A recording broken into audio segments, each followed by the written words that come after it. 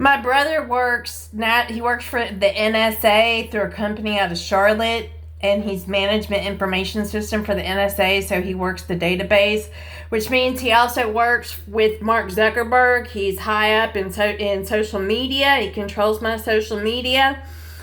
I was trafficked on an OnlyFans type site called FanView by somebody who was Naval Special Forces, who was a U.S. Marshal last fall.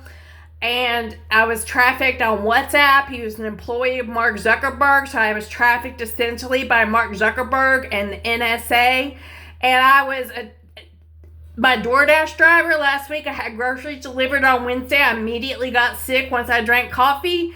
And my DoorDash driver, Angelique, attempted murder on me by poison at my brother and the trafficker that worked for Mark Zuckerberg on WhatsApp. He said his name is Alfred James Marshall. He's a U.S. Marshal, but I'm not sure his name exactly because he's a catfish.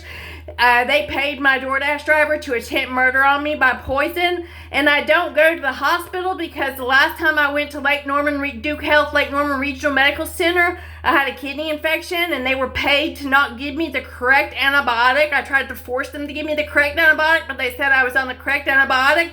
And according to my electronic medical record, they were not giving me the correct antibiotic. And I called my family doctor and left her a message, and she didn't call me back. I had to call her back 4 days later, and they said, well, we didn't get the result for your culture. And I said, yeah, you did. It was in my record. And they gave me the correct antibiotic, and I asked my family doctor to test me for poison because at that time I thought I'd been poisoned. I'd had diarrhea for 8 weeks, and she refused to test me for poison. My family pays my doctors not to treat me, so there's no point for me to go to the hospital because last year after my pest control came into my apartment and only treated me for pests in my cabinet where my food was, where I had no pests.